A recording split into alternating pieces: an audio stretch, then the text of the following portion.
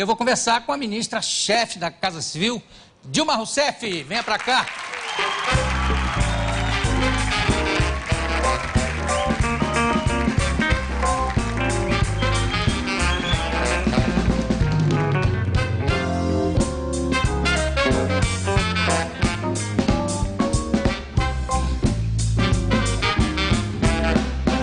Ministra, você é a primeira mulher a ocupar esse cargo, certo? De ministra-chefe da Casa Civil. Da Casa Civil. Bom, e quando você era criança, você sonhava, você queria ser o quê?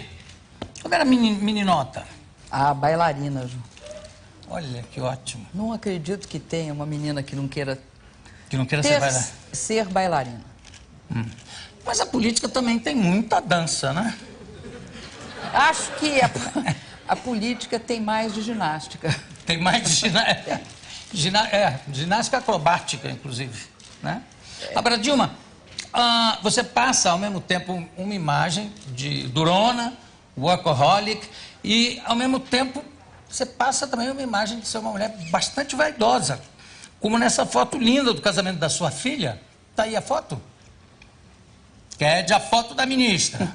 Tá aí. Olha, deve ter sido... Gente, respeito com a ministra. Ora, deve ter sido um momento muito, muito emocionante. Foi, ela é minha filha vida, única, né? Foi um momento muito feliz. Que idade ela tinha agora? Ela casou, ela tem 31 anos. Parabéns. Parabéns à filha também. E falando agora de um filho, pode-se dizer que é um filho recente, o PAC. O PAC gerou algum tipo de ciúmes na família? Olha, Jô, o PAC, ele quando nasceu, porque ele nasceu, ele era um programa de aceleração do crescimento e o objetivo do PAC era fazer com que o Brasil crescesse e solucionasse os gargalos de infraestrutura que tinham, porque nós ficamos 20 anos sem crescer. Então, toda a sorte de problemas existiam, de rodovia, passando por ferrovia, portos, problemas na área de energia elétrica, na área de combustíveis renováveis, mas, sobretudo, problemas sociais seríssimos em infraestrutura social. Na área de saneamento, ou seja, esgoto sanitário e água, e também problemas relacionados à moradia. A moradia, a chamada subhabitação, né? Moradia em favelas, zonas de risco, até em palafitas. E isso, o que o PAC exigiu no início, foi um grande desafio e muito trabalho. E, obviamente, muitos ficaram céticos em relação ao PAC. Não acreditavam que ocorreria esse nível de investimento de quase 504 bilhões que nós fizemos nesse período. Agora, o que aconteceu? Aconteceu que nós não, em que pese eu ser uma mãe cuidadosa, né? O PAC tem uma família grande, né? Tios, primos, primas, avós, e todos muito zelosos. Quem são eles? São os ministros da área, o ministro das cidades, ministro da Minas e Energia, vários ministros, mas também são os governadores e os prefeitos. Porque nessa área, na área, por exemplo, aqui em São Paulo, né, nós temos uma parceria com o governo do estado e a prefeitura, várias das prefeituras, prefeitura aqui de São Paulo, prefeitura de Santos, prefeitura de Campinas. Por quê? Uma das obras é todo o tratamento de água, a captação de água aqui da cidade de São Paulo, ela depende da represa Billings e de Guarapiranga. Então, a qualidade da água que nós todos bebemos, que as pessoas que moram aqui na cidade bebem, ela depende também do tratamento da represa Billings e Guarapiranga. Então, o PAC, ele é necessariamente um filho que tem de ter uma parentela muito grande para que nós consigamos realizar esse desafio. Você veja, por exemplo, em Manaus. Você acredita que em Manaus, que é uma cidade cercada de rios, por tudo quanto é lado, não tem água potável para as pessoas beberem? Acredito. Pois não tinha. No Brasil não dá para a gente duvidar de coisa nenhuma. E, inclusive, pelo tamanho. Você falou em palafita, Eu sei que eu me lembro que eu já mostrei aqui, em Belém do Pará, um posto de saúde que era um casebre, era uma coisa terrível, de dar aflição. No entanto, a gente vê isso como se fosse em outro país, porque é tão grande o Brasil, né, que a gente não se dá conta que aquilo é aqui dentro mesmo. E você falou também em vários tios e tias.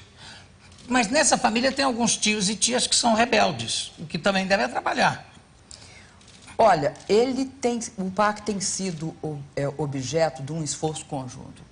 É impossível realizar um programa daquela dimensão sem a grande cooperação dos ministros, e como eu disse, né, de Minas e Energia, mais de ainda cidades, dos de governadores transportes. que dos ministros, né? Quer dizer, porque tem coisas que não... Não, mas quem executa são os ministros. Por exemplo, rodovias.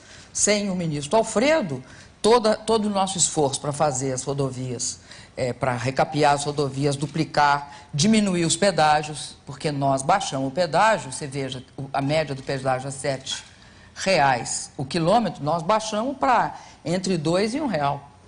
Por quê? Porque nós construímos uma condição de competição. O presidente Lula, por exemplo, ele considera que ele é que dá as diretrizes, né? Então, nesse sentido, ele dá a linha para que a gente execute. Então, veja você, no caso do PAC, eu vou voltar para essa questão das palafitas. Uma das nossas prioridades foi, vamos eliminar palafitas em todo o Brasil. Então, você tem palafitas, eu não sabia, você tem aqui em Santos. A gente não tem ideia. Você tem em Santos palafitas, você tem em quase todo o norte do país, no Nordeste. E eliminar palafitas é eliminar a habitação precária, mas não é só palafita que é habitação precária. Ali em torno da represa de Binas e Guarapiranga, por que o investimento aqui em São Paulo chegou a 8 bilhões em habitação e saneamento? Porque você, para poder melhorar a captação de água, vai ter de retirar a população que mora ali em situação precária. Não, e melhora a saúde também, né? E melhora a saúde, acaba... um dos fatores que reduz mortalidade infantil é seguramente saneamento. E é aquele negócio, né? Ninguém gostava de investir em saneamento, porque o saneamento é aquele investimento que vai por debaixo da terra, que não tem identificação. E nós achamos que o Brasil, para crescer, ele precisa também de distribuir renda. Eu acho que você lembra disso como eu, teve uma época no Brasil que ou crescia ou distribuía renda. As duas coisas juntas não podia. Nós achamos que não é possível aceitar que um país dessa dimensão, ao crescer, não compartilhe o seu crescimento com a sua população. Você está lembrando a teoria de que precisa crescer o bolo para depois dividir? Estou lembrando dela. Mas acho que comeram o bolo na época, né? Mas muitos também ficaram com o bolo para si, né? Pois é, comeram. Por isso que um crescimento tem de ser com distribuição de renda e inclusão. É fundamental no Brasil que a gente crie, eu acho, um ambiente de igualdade de oportunidades. Não é aquela questão velha que transformar todas as pessoas em pessoas iguais, não é isso. É transformar, dar para todas as pessoas condições iguais de oportunidade. Isso significa dar para as pessoas saneamento, habitação, mas educação, sobretudo.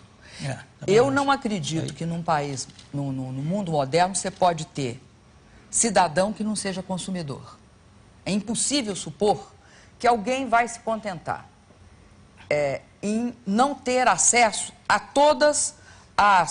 aos produtos que o mundo moderno lhe dá. Carro, eletrodoméstico, uma casa decente para morar.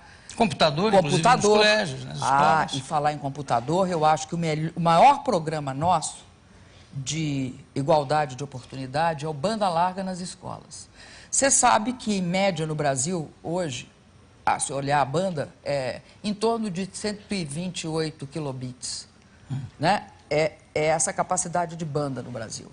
Pois a gente fez uma parceria com as telefônicas e estabeleceu o seguinte, a obrigatoriedade de até 2010, né, nós termos todas as escolas urbanas de ensino médio e fundamental com 1 megabit real de capacidade e de velocidade, o que vai permitir que as crianças do ensino público, justamente aquelas que dificilmente entregue a situação, assim, vamos dizer, entregue à espontaneidade, elas não teriam acesso à internet. Então, nós atingiremos esses 37 milhões de estudantes de todas as 56 mil e poucas escolas de ensino médio e fundamental até 2010. Em 2008, nós vamos atingir esse ano 14 milhões, mais ou menos. De estudantes. De estudantes. Dilma, desculpa, sem querer te interromper, já interrompendo. E os professores vão ter acesso também? Vão, nós fazemos duas coisas. A qualidade também dos professores? Vão, nós estamos trabalhando em dois níveis, né? O mesmo programa que há para o estudante, há para o professor, né? Fornecer para o professor o equipamento adequado e, sobretudo, o Ministério da Educação e o Ministério da Cultura, tanto o Fernando Haddad como o ministro Gil, eles estão procurando selecionar os melhores conteúdos. Por exemplo, uma aula de matemática, que for uma aula excepcional, você tem a oportunidade, através da banda larga, de julgá-la na rede e atingir ao conjunto dos estudantes. A mesma coisa com aula de física, de biologia, a mesma coisa com os conteúdos culturais também. E também, a gente sabe a inventividade do nosso povo, né, Jô? Bom, e aí a gente não pode, subestimar a capacidade que será para esses milhões de crianças e jovens ter acesso à internet, aos conteúdos, entender a importância, por exemplo, do ensino do inglês. É mais fácil querer aprender inglês depois que você vê que se você estudar o inglês, você tem uma porta aberta para o mundo. Isso sem menosprezar a importância fundamental que é a nossa própria língua, né? Não, isso óbvio, mas o inglês hoje em dia é uma língua quase que de acesso, né? Quer dizer, você tem acesso à informação de uma forma muito maior. Você é uma pessoa, dizem que você é uma pessoa muito ansiosa, é verdade que mesmo sem fumar, de vez em quando você pede uma baforada de alguém que está fumando, quebra a caneta na mesa? Olha, Jô, eu parei de fumar em 89, eu fumei quase 29 anos. E nunca mais eu inalei o fumo. Mas, assim, eu vou confessar, em alguns momentos, mas não são constantes nem sistemáticos. De vez em quando eu fumo uma cigarrilha, mas é muito você mesmo pensei que você pedia emprestado, deixa eu dar uma baforada. Pronto. Mas é isso Passou. mesmo. Agora, é o seguinte, eu nunca mais vou voltar a fumar. Porque eu acho que foi uma conquista pessoal minha não fumar. Acho fumar e acho que as pessoas têm de parar de fumar. Eu sei que faz imenso mal e, principalmente, quanto mais a gente habitua, mais a gente depende. Mas é difícil de largar. Eu fiz um esforço sobrenatural para parar. E consegui. Você sabe que o Drauzio Varela me disse uma vez o seguinte, olha, eu fumei durante, sei lá, 25 anos também, e ele disse assim, agora, se eu souber... Ele está sem fumar há 25 anos. Ele disse assim, agora, se eu souber que eu vou morrer daqui a uma semana, a primeira coisa que eu faço é sair e comprar um maço de cigarro. Que é um vício que fica tão dentro da pessoa que é terrível. Agora eu quero falar um pouquinho sobre a sua ida ao Senado. Quer dizer, o motivo da ida, né, para a Comissão de Infraestrutura era o PAC. Mas a oposição queria falar do dossiê, que depois eu também quero falar do dossiê, né, com gastos do Fernando Henrique. Afinal, quem é que você acha que mandou fazer o tal dossiê? Olha, Jô, eu vou repetir assim a mesma declaração que eu venho dando. Nós fizemos um banco de dados e isso estava claramente explicado para os senadores. Até porque nós respondemos um pedido de informação do senador Arthur Vigílio, em que ele solicitava os dados de 95 a 2002 de 2 ministros. E na época, naquela oportunidade, setembro de 2005, nós falamos para ele que estávamos fazendo um banco de dados e que quando ele estivesse pronto, a gente disponibilizaria para ele as informações que ele pedia, referente a esse período 95-2002. Por que nós fizemos um banco de dados? Por um motivo muito simples. Havia várias vezes, em 2004, eu não estava na Casa Civil, mas em 2004, por várias ocasiões, o Tribunal de Contas fez críticas à forma pela qual os dados estavam sendo apresentados, dizendo que estavam de difícil controle e fiscalização e pediram mais transparência. Ora, como mais transparência não é colocar uma projetor de luz em cima dos dados, né? É ter acesso a um instrumento, a um instrumental da tecnologia de informação e informatizar aqueles dados. E a gente fez isso com um banco de dados, que é uma das possibilidades para você organizar dados. Mas nós começamos fazendo do nosso período, porque era esse período que sistematicamente pediam. Do período anterior pediam pouco. Um dos pedidos é esse que eu te mencionei, do próprio senador Arthur Virgílio. Então nós não fizemos, nós nunca aceitamos e não aceitaremos que fizemos sequer meio dossiê. Fizemos foi um banco de dados. Se tiraram informações desse banco de dados é outra questão. Agora, eu vou preferir, Jô, te explicar por que eu não posso me manifestar a respeito. Isso ainda está sob investigação. Apesar da gente já ter concluído a comissão de sindicância e da sua comissão de sindicância ter entregue todos os elementos para a Polícia Federal, a Polícia Federal não concluiu o inquérito. Enquanto estiver sobre o inquérito da Polícia Federal, o governo não se pronunciará, a não ser em ocasiões específicas, como o depoimento do Senado, que eu podia ou não responder, eu preferi responder, até para não deixar nenhum registro que nós temos alguma coisa a ocultar. Aliás, foi ótimo que você, inclusive, deu ao senador José Agripino a belíssima oportunidade de ficar calado. Como a gente pode ver aqui no tempo que eu já mostrei, aliás, logo no dia seguinte. Vilen, solta, por favor. Eu apenas repeti trechos de uma entrevista da ministra Dilma e que quem fala nos depoimentos a gente mentia feito doido, mentia muito, mas muito, não fui eu quem falei, foi a ministra que falou. Eu apenas repeti o que ela falou, condenando o regime de exceção.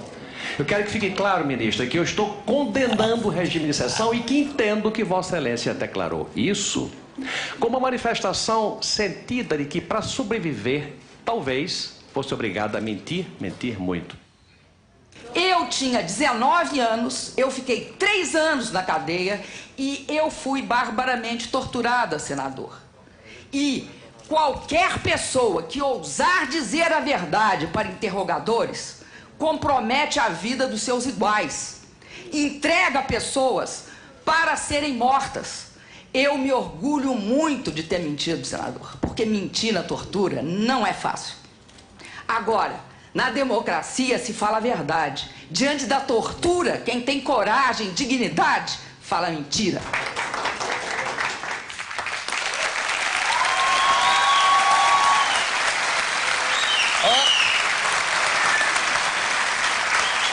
O senador podia... Pode tirar, Vilen, tira.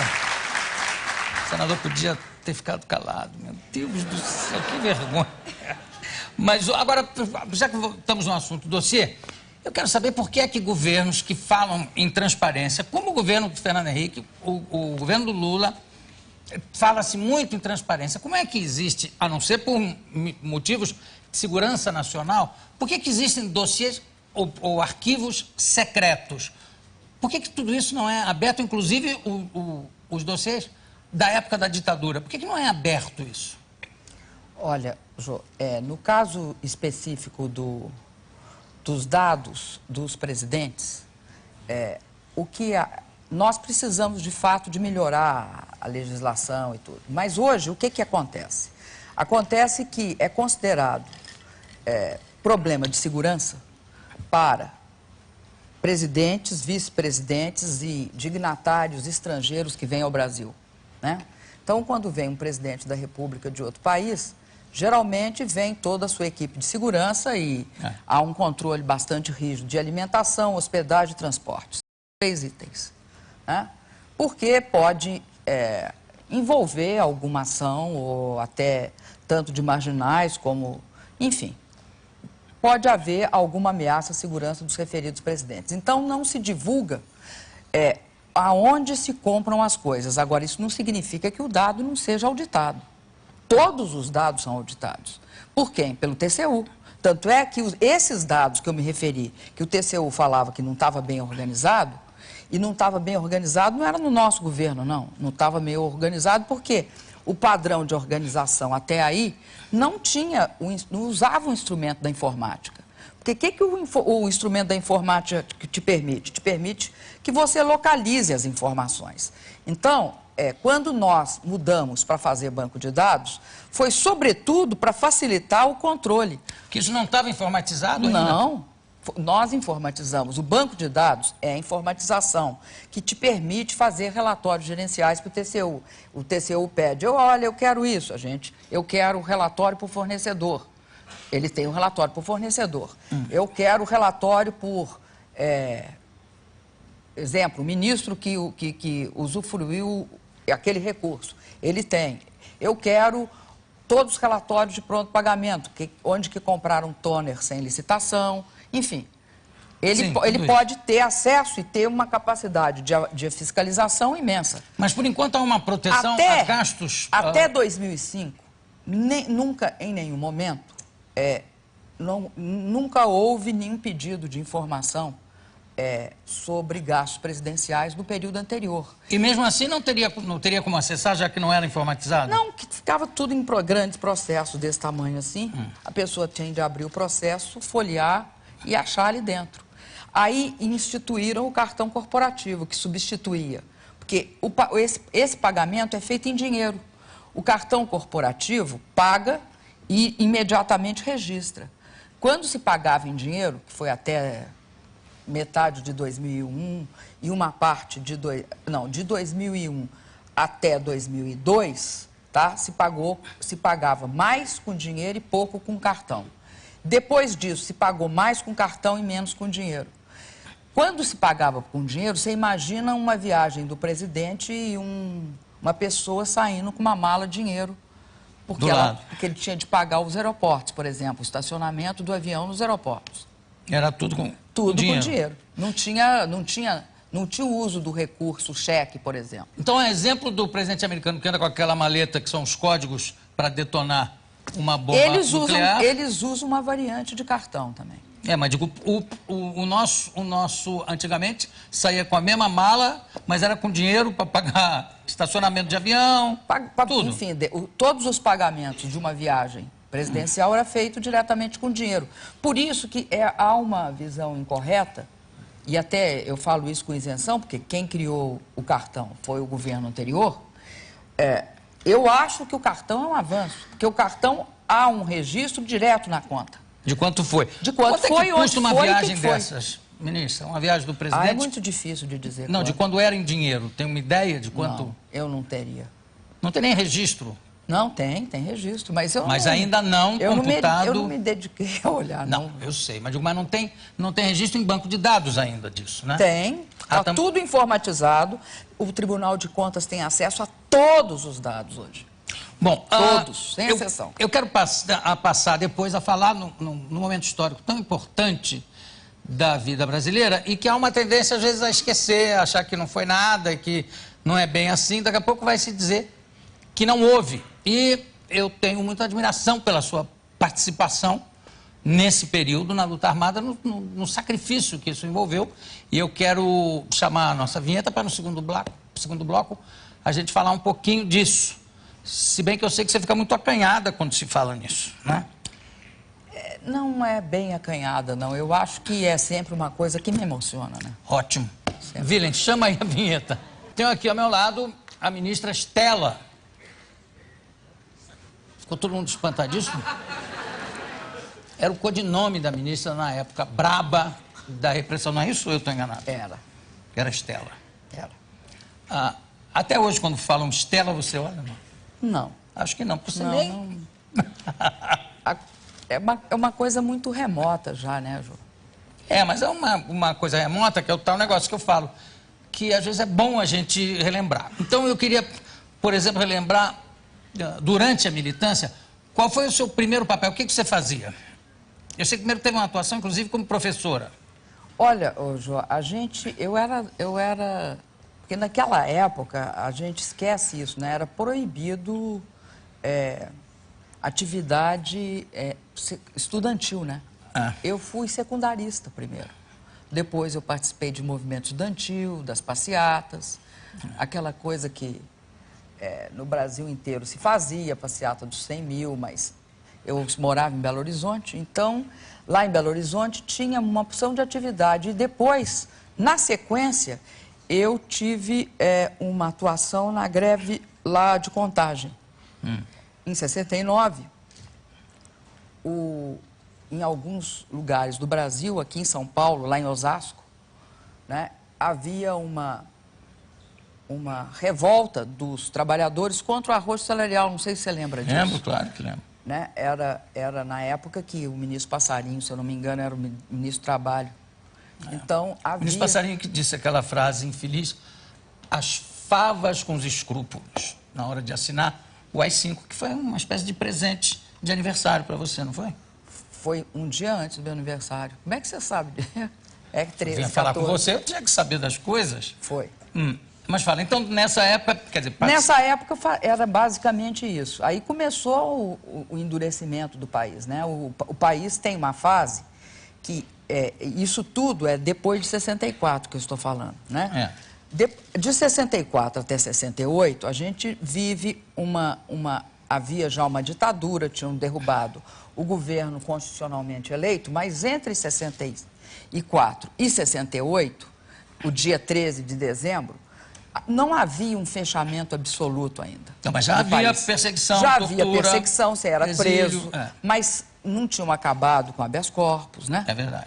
Você tinha ainda eu diria assim, uma nesga de legalidade. Chega a 68, no dia 13, eu lembro direitinho, foi depois que a rainha foi embora. A rainha tinha visitado o Brasil, a rainha da Inglaterra, e dizia-se no jornal que depois que a rainha fosse embora, iam fechar, ia acabar todas as liberdades, ia acabar com o habeas corpus, ia acabar... Enfim, haveria a Lei de Segurança Nacional, seria transformada num instrumento de coação absoluto, né? E isso aconteceu. Houve um fechamento, fecharam o Congresso, perseguiram não só estudantes, operários, mas também até parlamentares. Houve um processo no Brasil que a gente não tem, as pessoas não têm noção. Não sei se você lembra daquela época que falavam, estudante é para estudar, operário é para trabalhar e ninguém se manifeste. Era mais ou menos essa a lógica. E vamos dizer o seguinte, qualquer panfleto que se fazia, na época chamava panfleto, qualquer texto que você fazia, e se você distribuísse na sua escola, você podia acabar preso e sem falar nas invasões de domicílio, né, que entravam... Invasão do CRUSP aqui, por exemplo, também. E invasão das casas das pessoas procuradas. Aí há uma radicalização no Brasil muito grande nesse processo. E as pessoas passam, e isso é que a parte mais terrível de uma ditadura, é que você tem a juventude, aquela parte da juventude que é a mais generosa, que se preocupa, né, com os destinos do país, ela perde as esperanças da democracia. Ela acha que não vai ter mais, nunca mais nós vamos viver em democracia, né? Então vai passando os anos e essa ideia se consolida. E aí a luta democrática, os espaços democráticos, o direito de voto, que às vezes a gente não dá valor, naquele momento ele tem um valor tão grande porque nós considerávamos, eu lembro perfeitamente, que era uma ilusão achar que no curto prazo a gente teria um processo de mudança do regime, a não ser que a gente lutasse contra ele. Eu me lembro aí fomos lutar contra ele. Não, me lembro que o que se pensava é que duraria pelo menos 50 anos. Havia, a não ser que você não se conformasse, você tinha de lutar, porque de uma forma ou de outra era o seu país. E mais do que isso, né? Eu acho que a juventude da época foi uma juventude muito generosa, né? Muitas pessoas... Na prática, você não estava preocupado naquele momento com o seu emprego ou a sua vida profissional. Né? A gente achava que tinha de salvar o Brasil. E jovem é muito generoso, né? Muito idealista. Quer participar, de qualquer maneira. Agora, muitos morreram, muitos foram presos, muitos torturados, muitos foram banidos, muitos foram mortos, né? Aliás, hoje eu falei ontem na passeata da Parada Gay, você sabe que há alguns anos, eu até procurei o fax e não encontrei, O Mink, que hoje é ministro, na época era do Meio Ambiente do Rio de Janeiro, me mandou um fax dizendo: Jô, parabéns, com as leis de proteção aos gays que eu passei aqui no Rio de Janeiro, você agora pode vir passear aqui tranquilo. Aí eu no ar falei: Mink, me perdoe, mas realmente eu não sou gay, não tenho nada contra, muito pelo contrário, mas eu não sou gay. Eu queria até perguntar ao ministro se ele veio a passeata ontem ou não. Como apoio, evidentemente. O Mink, durante a repressão, durante a época braba, chegou a ter contato com você. Vocês chegaram a trabalhar juntos ou não? Eu conheci muito rapidamente o Mink. Eu conheci ele mais depois, quando ele estava no exílio em Portugal. Eu conheci o Mink, de uma forma mais superficial, em 69, no início de 69. E depois eu fui rever o Mink, aí sim ele já estava no exílio lá em Lisboa. Agora, voltando à sua ação nessa época, foi você que planejou o ataque ao cofre do Adhemar de Barros, que eu não sei se ainda era governador ou se já tinha achado que o golpe tinha sido o maior conto do vigário que ele caiu na vida dele. Não, na verdade, Jô, tem muitas vezes essa história já foi difundida. Na época eu não participei nem planejei o assalto ao cofre do Adhemar. O Adhemar na verdade, até para as pessoas saberem, ele tinha um conjunto de recursos ilegais espalhado por vários cofres, né? Então, houve um assalto e pegaram esse cofre e dentro tinha dinheiro e papéis e... 2,5 milhões de dólares. Por aí. Eu não tenho certeza se era 2,5 milhões, mas era muito dinheiro. Agora, Dilma, curiosidade maior que eu tenho é o seguinte: o que mais tinha no cofre do Adhemar? Parece até título de peça. Olha, o que se dizia na época e depois nos jornais também isso foi dito, que tinha documentos políticos. Agora, eu nunca os vi. Então, eu não posso te dizer se de fato existiam esses documentos ou não e qual é o teor deles. Mas o que se dizia na época, e inclusive depois, quando os jornais divulgaram todos os dados, porque no início ficou assim meio nebuloso. Depois no início parecia boato. Foi se dando publicidade. Então, divulgaram os documentos. O que tinha nos documentos? Ninguém nunca, que eu conheço, botou os olhos em cima. Desses documentos. Agora, é curioso, de repente, você entrar e conseguir arrancar um cofre, que devia ser um cofre enorme, né? Os relatórios também publicados diziam que foi muito difícil. Eu imagino que não era um cofrinho de parede. Eu queria mostrar umas fotos da ministra aqui. Tá, primeiro, Espero criança... que não seja aquelas horríveis. Não, é bem bonitinha. E a ministra, já nesse tamanho, você vê aquela minha teoria da orelha. Você tinha uma orelha enorme para a época. Porque a minha teoria é que as pessoas vão crescendo em volta da orelha. A orelha não muda de tamanho. Dada a orelha, então a pessoa. A pessoa vai crescer. Vai em frente, deixa eu ver. Olha. Meu pai. Ali, ao lado do menino, é seu irmão. É meu irmão. Tá odiando tirar fotografia. Sua mãe? Ninguém gosta, né? Nessa idade? Não. A minha mãe e meu pai. Aliás, muito bonita a sua mãe, né? Vamos em frente? Ah, que maravilha! Essa é uma maldade, né, Jô? Bom, como toda foto do gênero, né? Mas essa é foto de... Se eu não me engano, é foto de... É foto de DOPS, né? Eu acho que é. De tocar piano. É de tocar piano, essa daí. Que é uma coisa tão humilhante. Vamos, documentos. Cadê? Aqui. Codinome, olha aí. Dilma Rousseff. Não, isso aí é documento. Codinome Stella, documento do atividades pertencentes à Colina ou OPN. Esses movimentos se uniram, né? Mudaram de nome. Quais eram? A Colina e VPR.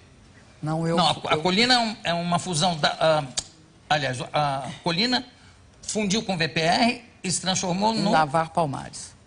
Exatamente. Depois Isso, separaram outra vez. isso foi um período de... Você ficou presa durante 3 anos. Foi. Não é isso? Pode Certo. tirar, Miriam. Tem uma história que eu acho fantástica também. É a história de que você teve uma hemorragia, teve que ir para o hospital. E tem alguém que te deu um conselho para você não sair mais do hospital. O que você tinha que fazer? Você nem lembra mais, menina. Então eu vou falar e você confirma. Ou diz que não, nunca houve isso.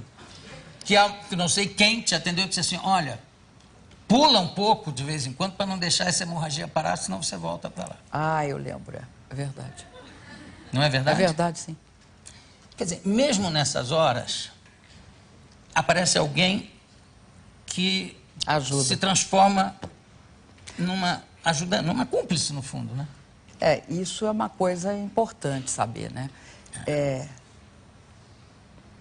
Em todo lugar você encontra pessoas sensíveis, humanas, Que te dão a mão. muitas vezes.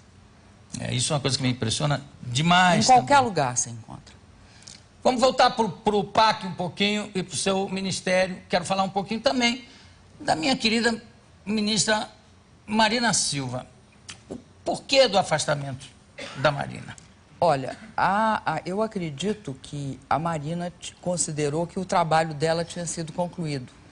Eu acho que a Marina deu uma grande contribuição para o governo. Você veja, Jô, que, por exemplo, no que eu acompanhei, que eu assisti, no Brasil, quando fazia licenciamento de hidrelétrica, aliás, quando se licitava hidrelétrica, ninguém perguntava se tinha licença ambiental, se ela podia sair ali, se a quantidade de reservatório estava certa. Uma das contribuições que a Marina deu no processo de discussão foi que nós fomos e introduzimos na lei a obrigatoriedade de fazer licença ambiental antes de qualquer licitação. Então, para você licitar, vamos supor, qualquer hidrelétrica no Brasil, é necessário que haja licença prévia. Ou seja, ninguém mais pode fazer nenhum empreendimento sem medir as consequências antes. E só pode fazer o empreendimento se, ao medir as consequências, se verificar que as consequências permitem que você explore energia sem comprometer o meio ambiente. Então, eu estou dando um exemplo, esse que eu vivi junto com ela, e acredito que a Marina trouxe uma grande contribuição para o governo. A área mais importante, de maior interesse, eu acredito que era da Marina, é a área da Amazônia. E é também a área de maior interesse do governo, né? Nessa luta pela preservação da Amazônia, né, eu acredito que nós demos muitos passos. Eu acho que reduzimos muito o desmatamento. Quando nós vimos recentemente que ele podia se ampliar estávamos pelo menos com o risco disso ocorrer, acho que toda aquela campanha feita que se chamou Arco de Fogo, que foi a utilização, porque você vai ter de utilizar em alguns momentos, além de uma política social, além de uma política de incentivo à agricultura familiar e de formas alternativas de ter renda no Amazonas, você vai ter de ter também uma parte que é coibir o desmatamento. Então, foi feita uma campanha em conjunto Polícia Federal, Exército e o pessoal do Ministério do Meio Ambiente, no sentido que se chamou Arco de Fogo. E que também teve como consequência uma série de procedimentos. Por exemplo, toda aquela propriedade que não tiver, principalmente nessa região, na região da Amazônia, né, que nós estamos falando, que não estiver devidamente cadastrada, com a sua situação ambiental em dia, não tem acesso a nenhum financiamento. Né? Perfeito. Então, todos esses mecanismos, eu acho que foram construídos. O que eu acredito é que a Marina, ela saiu do governo, mas ela está no Senado e ela vai exercer a sua contribuição lá tão bem quanto exerceu no governo. Não há o perigo, por exemplo, dela sair do partido, como aconteceu com a Heloísa Helena, que, aliás, também é uma pessoa que eu acho extraordinária, o Chico Alencar, enfim, pessoas que se afastaram do PT. Você acha... Como é que os companheiros do PT consideram quem saiu do PT numa hora dessa? Chama de pessoas reacionárias ou que não quiseram colaborar ou extremistas? Olha, ou nada disso. Eu não sei como é que chamam agora. Eu não considero isso. Eu acho que as pessoas, elas têm sempre, e principalmente isso é uma característica da democracia, elas têm todo o direito de seguir o rumo e as opções que elas acharem que é aquela opção mais adequada para ela. Nós não podemos, principalmente num país democrático, com instituições democráticas, com uma vida política em que o debate, a discussão, a possibilidade da livre expressão de ideias domina, nós não podemos criar barreiras nem rótulos irreais. Porque são barreiras irreais. A pessoa não acha que aquela agremiação, aquele partido é o mais adequado para ela, ela pode sair.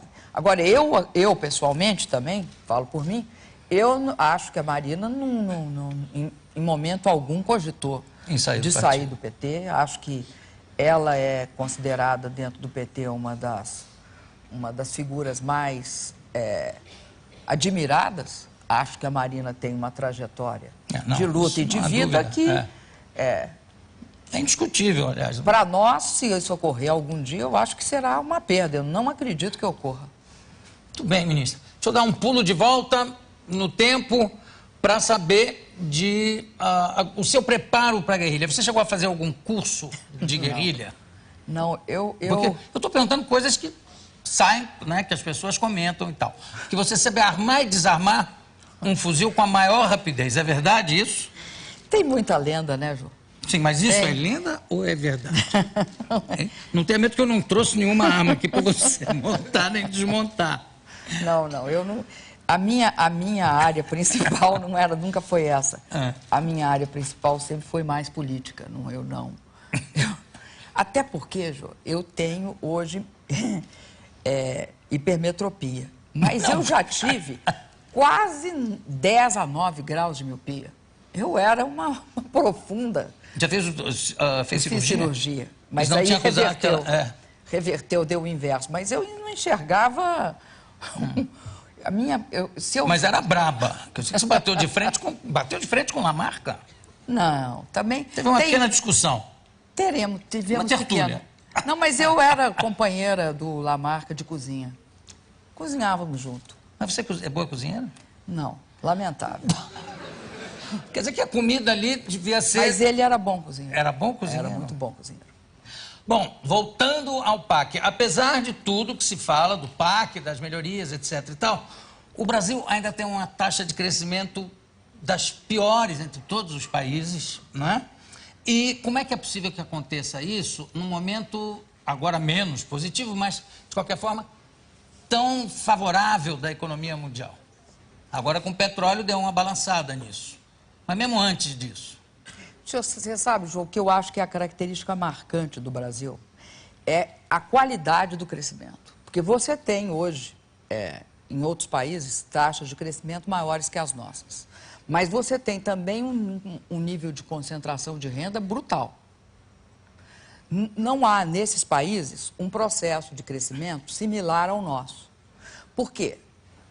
Vamos ver, olha, o Brasil, nos últimos, de 2003 para cá, nós tivemos 20 milhões de brasileiros que saíram das classes D e E, e foram para as classes médias.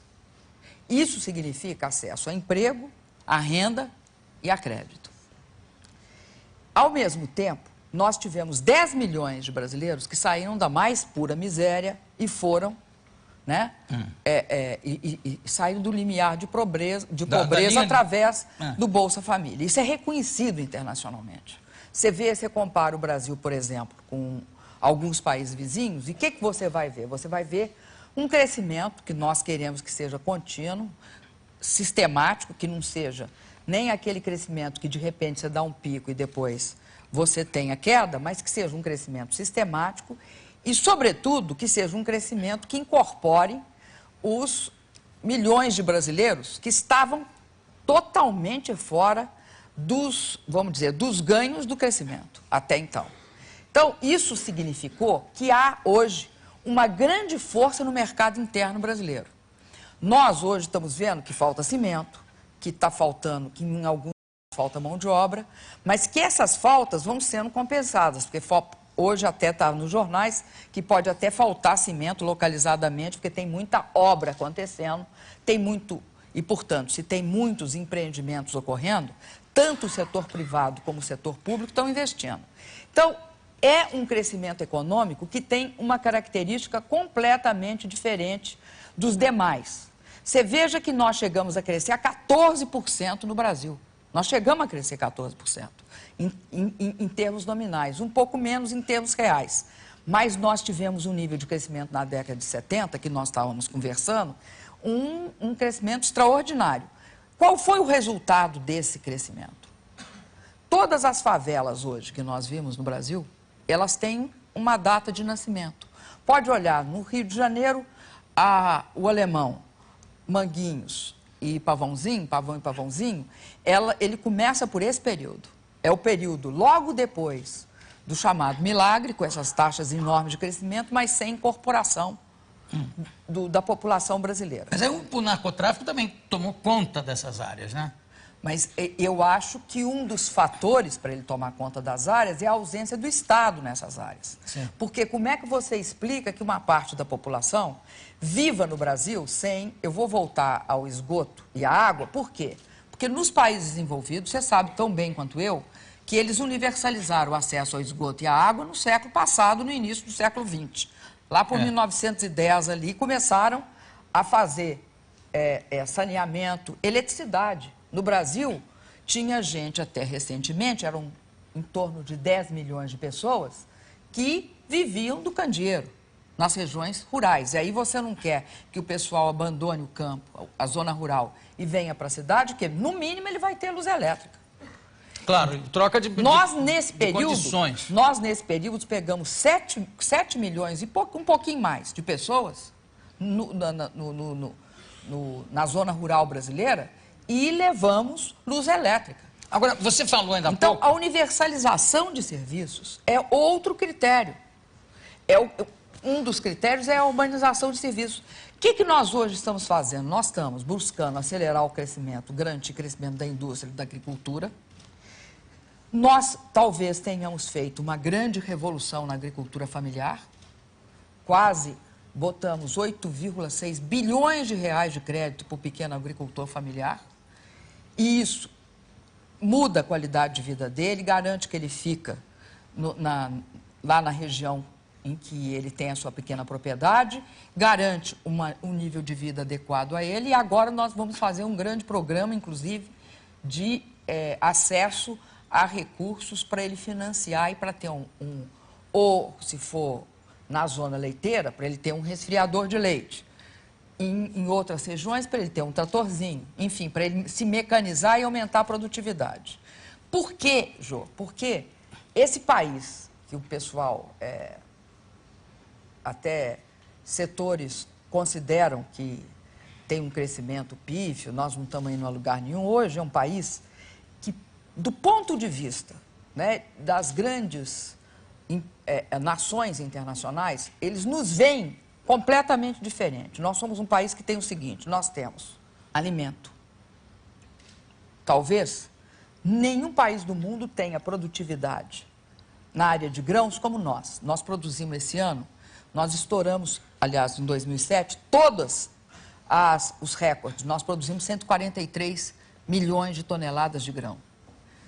A nossa produtividade em frango, em bovinos, enfim, a nossa produtividade é altíssima. Então, nós somos uma das grandes reservas do mundo em matéria de produção de alimentos. Para nós, e ainda para nós conseguirmos ter vantagens comparativas, ter exportações, gerar renda para nós. E também, nós somos um país abençoado por Deus no que se refere à energia. Não vamos esquecer que a Petrobras passou a Microsoft. É mesmo? A Petrobras passou a Microsoft. Quer dizer, o Bill Gates deve estar se mordendo todo? Se mordendo todo. Por que a Petrobras passou a Microsoft? Por quê? Essa descoberta que a gente chama de pré-sal, O que é o pré-sal? No Brasil, o nosso petróleo não está em terra, ele está no mar, no nosso mar territorial. É o mais difícil, né? De se Esse alcançar. petróleo que está no mar territorial tem uma camada muito funda lá embaixo, que é uma camada de sal. Essa camada de sal funcionou como um selante. Debaixo dela tem petróleo. E foi esse o petróleo que a Petrobras descobriu. Para você ter uma ideia, é 6.000 metros abaixo da lâmina d'água. 6.000 metros. O que encarece o petróleo também, né? Quer dizer, se não tivesse tão alto... Mas a Petrobras, e aí é que a gente não pode deixar de ter autoestima, porque a Petrobras, que é um produto nosso, é uma empresa brasileira, foi gerada tecnologia brasileira, ela tem trabalhadores brasileiros, ela nunca importou, ela gerou todo o seu conhecimento aqui. Ela tem hoje, reconhecidamente, uma das melhores capacidades em termos tecnológicos de produção em águas profundas. Não tem quem empate conosco. Então, se nós levamos no primeiro poço quase um ano, no segundo nós levamos 6 meses, hoje nós estamos fazendo em 60 dias a exploração. O que você acumulou de conhecimento em todas as áreas, porque é um pouco isso também, né? O seu ministério é um pouco vamos dizer assim, da síndica do governo, tem que tomar conta de várias áreas. Né? Agora, eu queria perguntar, você falou aí em 10 milhões que saíram da linha da pobreza. Você diria que são 10 milhões que saíram da miséria e ingressaram na pobreza? Já que estavam abaixo dessa linha? Eles saíram da miséria e ingressaram na pobreza, mas na pobreza sem fome, João. Sim. Porque o que é o Bolsa Família? O Bolsa Família é um programa que ele é talvez um dos programas mais efetivos que algum país fez. Porque se você juntar o PAC e o Bolsa Família, você tem a estratégia do governo. Porque qual é ela? Se você tiver uma família que geralmente a mulher é chefe, é a cabeça, a chefe da família, hoje tem muitas famílias, mais de 25% das famílias brasileiras, a mulher é a chefe de família. Um pouco como no nosso governo, seria isso? Que a ministra conhece. Você tem um conhecimento sobre todas as áreas que realmente me impressionou. Porque... O meu presidente tem um conhecimento maior, viu, João? Não, eu acredito. Mas voltando, no Bolsa Família, o que nós fizemos? Nós escolhemos a mulher e para ela nós demos o cartão. É um cartão que ela vai ter acesso, ela vai com esse cartão ter um recurso mensal se ela botar o filho dela na escola e se vaciná-los. Então tem uma condicionante, tem de vacinar e botar na escola. Com esse Bolsa Família, tá? O que nós atacamos? Nós atacamos a situação emergencial. Qual é a saída que é estruturante, ou seja, que é de médio prazo, mas que é aquela que nós buscamos? É essa que está ocorrendo. Esse quadrimestre nós geramos 860 mil empregos com carteira assinada. Né? Batemos todos os recordes desde que há a estatística no ano passado, quando chegamos a gerar 1.600.000 empregos. Então, esse processo do Bolsa Família, a solução estrutural é aumentar o emprego do país e levar essas pessoas para o mercado de trabalho. Por que eu disse que o PAC é um pouco isso? Porque o PAC, a quantidade de obra civil que nós fazemos, você só imagina, nós fazemos, hoje o PAC está botando 504 bilhões em quê? Rodovia. Emprega quem? O trabalhador, né, que tem, vamos dizer assim, o trabalhador que tem aquele requisito básico. Né?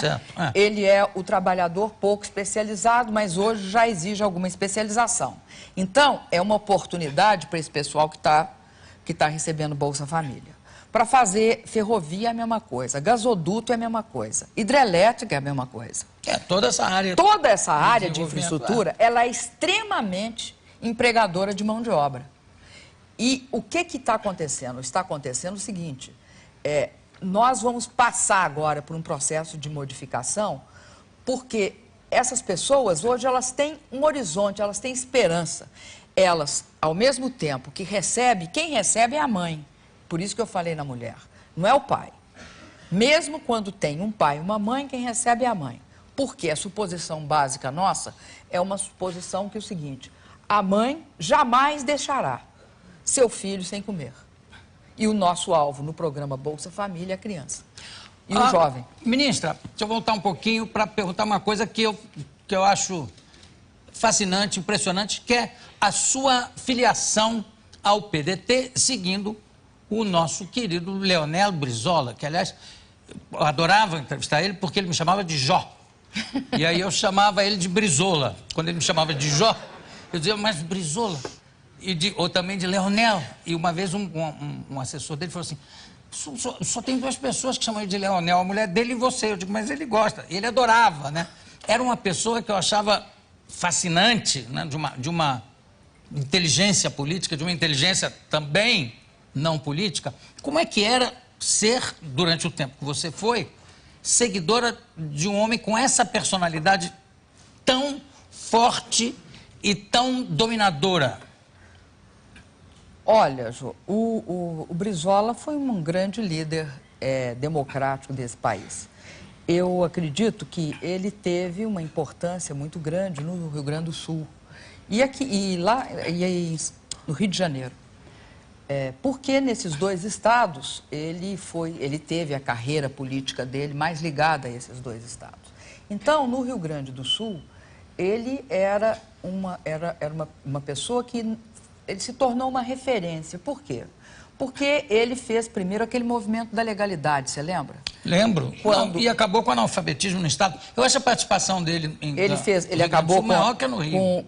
Aliás, é maior mesmo, você tem razão. Ele acabou com o analfabetismo, ele criou aquelas escolas, ele também foi ele responsável pela criação da empresa de telefonia, CRT. Ele também criou a empresa de energia elétrica, quando ele depositou R$1 lá para Bondencher. Exatamente. Acho que era para Bondencher. Bom, ele deu ao Estado do Rio Grande do Sul instrumentos para o Estado chegar à modernidade. Então, eu acho que ele foi uma referência na luta democrática do país e também na questão, eu acho, ele sempre foi muito preocupado com a questão nacional. Mas quando você saiu do PDT, da afirmação. Ele ainda era ativo no partido, não era? Era. E aí? Mas aí eu achava, eu comecei a achar, Jô, aquilo que eu te disse. Quando você não acha que as suas ideias e o que você pensa, não é que eu achava que eu era contra o que ele pensava. Eu queria mais um pouco, tá? Eu achava que você foi secretário do governo. Meio restrito. Dele eu não fui, né? não. Foi depois do Olívio... Do Olívio Dutra. Antes dele eu fui do Colares. Do Alceu Colares. Mas o Leonel devia ser uma pessoa... Quer dizer, eu achava ele... é uma pessoa, de fato, fascinante, extraordinária. Né? Eu diria assim, ele não é uma pessoa, vamos dizer, desta época, né?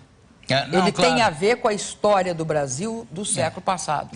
Você sabe que na última pesquisa que fizeram, ele como candidato à presidência, e que ele chegou atrás do Enéas, inclusive.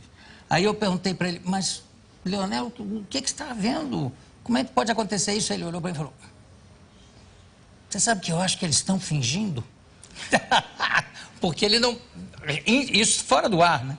Ele não podia reconhecer aquele momento absurdo, né? Em que, de repente, você pega um candidato com um Enéas, coitado, que até já faleceu, mas sem a importância histórica que tinha o Brizola. Sem a importância histórica, sem a trajetória dele. É lastimável, né? Mas é real. Bom, ministra, o papo está muito bom, a gente garra na conversa. Também gostei. Mas chegou a hora de eu me despedir e de agradecer a ministra com tanta coisa para fazer.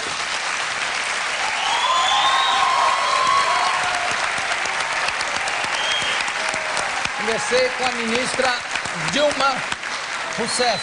Muitíssimo obrigado. Quero um beijo e muito obrigado. Daqui a pouco a gente volta.